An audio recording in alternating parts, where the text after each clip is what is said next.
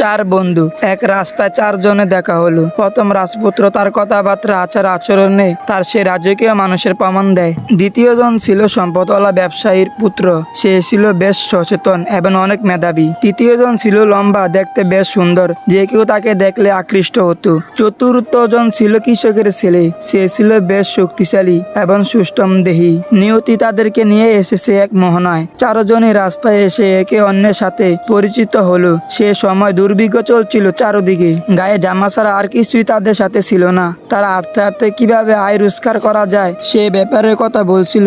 রাজপুত্রের মাথার চুল বাতাসে উড়ছিল। সে তার নয়া বন্ধুদের বলল, তকদিরের উপর কারো কোনো হাত নেই। ব্যবসায়ীর ছেলে বলল, জ্ঞান আর মেধা হলো সবচেয়ে বড় কথা। জ্ঞান বুদ্ধির স্থান সবকিছুর উপরে। দূর সময় বিপদ আপদে চিন্তা বুদ্ধি কাজে লাগিয়ে কেবল মুক্তির উপায় খুঁজে পাওয়া যেতে পারে। সুদর্শন ছেলে বলল, কিন্তু আমার মনে হয় না। সৌন্দর্য হলো মানুষের সহযোগী, বিপদে পড়লে সুন্দরকে কাজে লাগানো যেতে পারে। তারপর কৃষকের ছেলে বলল, তোমাদের সবার কথা একদিকে আর চেষ্টা প্রচেষ্টা একদিকে। বিশেষ করে পুরুষদের পরিচয় হলো কাজের মধ্যে। যে কোনো কাজ করবে নিজের বাহুবলীকে কাজে লাগিয়ে, খাবারের ব্যবস্থা করবে, তার উন্নতি হবে। এভাবে কথা বলতে বলতে চার বন্ধু রাস্তায় আসছিল। যেতে যেতে দূরে একটা শহর দেখা গেল। শহর দেখে সবাই খুশি হয়ে গেল। মনে হলো নতুন করে প্রাণ ফিরে পেল তারা। কিছুক্ষণ পর তারা শহরে পৌঁছে গেল। পৌঁছেই তারা একটা গাছের নিচে বসে খানিকটা ক্লান্তি দূর করে নিল। এরপরে ভাবলো কি করে ক্ষুধা মিটানো যায়। কারো কাছে টাকা পয়সা ছিল না, পরনের পোশাক বাদে। সম্পদ বলতে তাদের কাছে কিছু ছিল না তাদের কাছে। রাজপুত্র কৃষকের ছেলেকে বলল, তোমার কথাটা এখন প্রমাণ করো তো। তুমি বলেছিলে সবকিছু নির্ভর করে কাজের মধ্যে। তুমি এখন শহরে যাও, বাহুবলীকে কাজে লাগিয়ে টাকা উপার্জন করে নিয়ে আসো, অন্তত কাল পর্যন্ত যাতে চলে। কৃষকের ছেলে বলল, ঠিক আছে। এই বলে রুজির জন্য বেরিয়ে পড়লো সে। তারপর কৃষকের ছেলে শহরে এসে বলল, এই শহরে এত দ্রুত কাজ পাওয়া যাবে না। এই জন্য আমার উচিত শহরে বাইরে গিয়ে কিছু জ্বালানি সংগ্রহ করে এগুলো বিক্রি করা। সে জ্বালানি বিক্রি টাকা দিয়ে সবার জন্য খাবার দাবারের আয়োজন করব। সিদ্ধান্ত অনুযায়ী সে দ্রুত চলে গেল কাজে। 2 বোঝা লাকড়ি সংগ্রহ করলো এবং কাঁধে তুলে নিয়ে সোজা চলে গেল শহরের দিকে। বিস্ময়কর ব্যাপার হলো, বাজারে গিয়ে অতি দ্রুত বিক্রি করে ফেললো সে।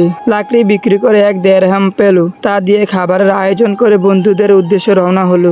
বন্ধুরা তো অপেক্ষা করছিল কখন আসবে। বন্ধুদের কাছে ফেরার পথে শহরের ঢোকার দরজা সে লিখে রাখলো, একদিনের শ্রমের মূল্য 1 দেড়হাম। ওই রাতে সবাই পেট ভরে খেয়ে ভালোভাবে ঘুমিয়ে পড়েছিল।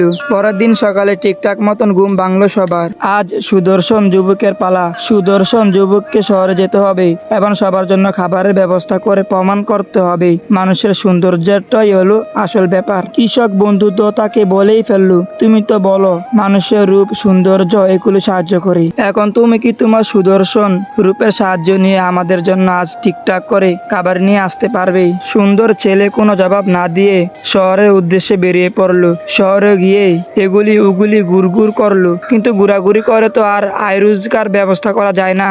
সে তখন মনে মনে বলল, আমার কথাটা বলা ঠিক হয়নি। ভীষণ অনুতপ্ত হয়ে পড়লো সে। কিন্তু এখন এসব ভেবে তো আর কোনো লাভ নেই। এখন কি আর করা যায়, টাকা কিভাবে সংগ্রহ করা যায় এসবই ভাবছিল। সুন্দর ছেলে আর বলছিল, ওদিকে বন্ধুরা অপেক্ষায় আছে খাবারের জন্য। এসব ভাবতে ভাবতে একটা গাছের নিচে বসে পড়লো সে। ক্লান্তিতে ঘুম এসে গেল তার। কিছুক্ষণ পর এদিক দিয়ে এক মহিলা গাছের নিচ দিয়ে যাচ্ছিল। সে অবাক হয়ে দেখলো, কি সুন্দর ছেলে, কি চমৎকার ভাবে ঘুমাচ্ছে। মহিলা ধরে নিয়েছিল ওই যুবক শহরে নতুন এসেছে, কেননা এর আগে তাকে আর কখনো দেখেনি। যুবকের জন্য তার অন্তর পড়ে গেল। যুবকের সৌন্দর্যে মুগ্ধ হয়ে তার চাকরকে বলল, একে বাসায় নিয়ে গেলে ভালো হয়। হয়তো তার কাছে টাকা পয়সা নাই আর খিদার যন্ত্রণায় ঘুম এসে গেছে। মহিলার কথা শুনে চাকর যুবকের কাছে গেল। তাকে ঘুম থেকে উঠিয়ে বলল, তোমার কপাল খুলে গেছে। আমার মনিব তোমাকে বাসায় দাওয়াত করেছে। এবং সুন্দর পুরুষটার মনে হচ্ছিল যে স্বপ্ন দেখছে। কিন্তু চাকর যখন আবার ডাকলো তখন উঠে দাঁড়ালো এবং চাকরকে অনুসরণ করলো। চাকর আবারও বলল, তোমার কপাল খুলে গেছে হে যুবক। এই কথা শুনে সুন্দর পুরুষটা আল্লাহর শুকরিয়া আদায় করলো। ধনী মহিলার বাসায় গিয়ে যুবক ভালোভাবে খেলো, বিশ্রাম নিল। দুপুরে ফেরার সময় মহিলা 50 দেড়হাম হাতে বুঝিয়ে দিল। ওই টাকা দিয়ে বন্ধুদের জন্য ভালোভাবে খাবার আয়োজন করলো এবং শহরে শহরের দরজা লিখে রাখলো সৌন্দর্যের একদিনের মূল্য 50 দেরহাম। বন্ধুরা ঠিকঠাক মতো খাওয়া দাওয়া করলো এবং তার অনেক প্রশংসা করলো। তৃতীয় দিন শুরু। আজ ব্যবসায়ীর পুত্রের পালা, তাকে আজ শহরে যেতে হবে। রাজপুত্র বলল, আজ আমরা তোমার বুদ্ধি এবং মেধা দেখব। তুমি তো বলেছিলে মেধার সমান কিছু নেই। এখন তোমার কথা প্রমাণ করার সময় এসেছে। তোমার বুদ্ধিমাত্রাকে কাজে লাগিয়ে আমাদের ভালো মন্দ খাবার আয়োজন করতে হবে। ব্যবসায়ীর পুত্র কোনো জবাব না দিয়ে রওনা হলো শহরের দিকে। সমুদ্রের তদরে যেভাবে মানুষ হেঁটে বেড়ায় সে সেভাবে আসছিল। যে দায়িত্ব তার ঘাড়ে চাপিয়ে দিয়েছে কিভাবে উপার্জন করবে সেটা নিয়ে সে ভাবতে ভাবতে তার নজর পড়লো দূরে একটা জাহাজের দিকে। একটু এগিয়ে গিয়ে দেখলো সুন্দর সুন্দর এবং দামি দামি সব পণ্যের জাহাজে ভর্তি। আর একটু সামনে গিয়ে দেখলো শহরের কয়েকজন একত্রিত হয়ে কি যেন ষড়যন্ত্রের জাল বুনছে। কাছে গিয়ে শুনতে পেল তারা চাচ্ছে জাহাজের মালামাল সস্তায় কিনতে।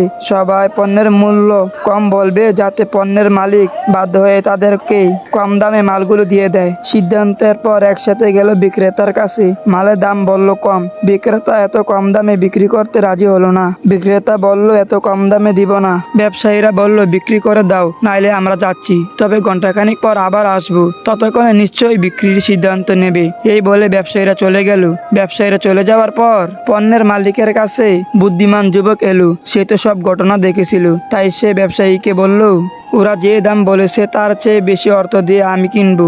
1,00,000 দেরহাম দিব তোমাকে, তবে শর্ত হলো আমি বিকালে তোমার টাকাটা দেব। পণ্যের মালিক রাজি হয়ে গেল। মালগুলো তাকে দিয়ে দিল।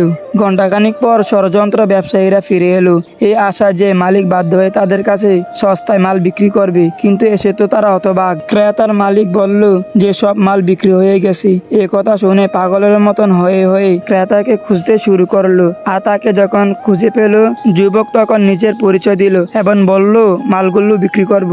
যদি তোমরা কিনতে না চাও তাহলে অন্য শহরে নিয়ে বিক্রি করব। ব্যবসায়ীরা যখন দেখলো মালগুলো হাতছাড়া হয়ে যাবে, বাধ্য হয়ে তারা 2 লক্ষ টাকায় কিনলো। যুবককে টাকা বুঝিয়ে দিল। যুবক পণ্যের মালিককে 1 লক্ষ টাকা দেরহাম বুঝিয়ে দিয়ে লাভের 1,00,000 দেরহাম নিয়ে বন্ধুদের জন্য খাবার দাবার কিনে দ্রুত বাসার উদ্দেশ্যে রওনা দিল। আর ফেরার পথে শহরের দরজায় লিখলো বুদ্ধিমাত্রা ও মেধার একদিনের মূল্য 1,00,000 দেরহাম। এরপর সে তার বন্ধুদের ওখানে গেল। সবাই তার খুব প্রশংসা করলো এবং সেই দিনটি তারা বেশ আনন্দ উল্লাসের মধ্য দিয়ে কাটালো। চতুর্থ দিনের সূর্য সবার চোখে পড়লো। ঘুম ভেঙে গেল 4 বন্ধুর।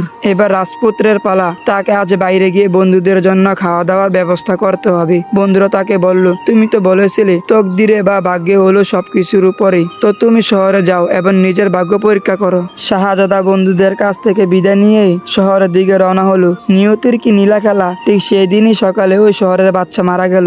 জনগণ এবং সেনারা বাচ্চার লাশ দাফন করার জন্য নির্দিষ্ট কবরস্থানে নিয়ে যাচ্ছিল।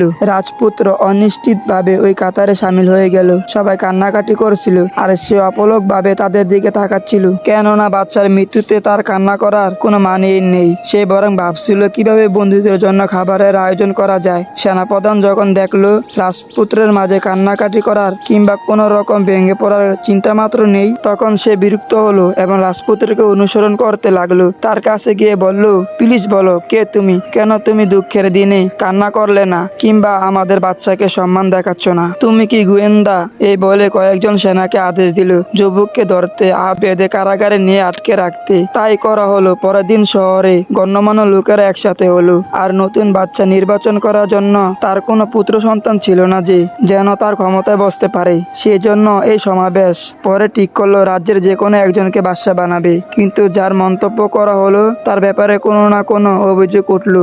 এইভাবে একটা ঐশই সৃষ্টি হলো। বাচ্চা নির্বাচন উল্টাপাল্টা হয়ে গেল। তখন সেনাপ্রধান মুরব্বীদের অনুমতি নিয়ে বলল, এই বিষয়টা যতই শান্তশিষ্টভাবে মিটমাট করা যায় ততই ভালো, কেননা গতকাল আমি সাহেব তাপ অনুষ্ঠান থেকে একজন গুপ্তচরকে আটক করেছি। এখন সে কারাগারে আছে। তোমরা যেভাবে চিৎকার চেঁচামেচি করছো তার কানে তো সব চলে যাবে। মুরব্বীদের একজন আশ্চর্য হয়ে বলল, গোয়েন্দা যাও তাড়াতাড়ি তাকে নিয়ে আসো এখানে। তখন তারা তাড়াতাড়ি করে যুবক শাহজাদাকে নিয়ে এলো এবং রুমের দরজা বন্ধ করে দিল।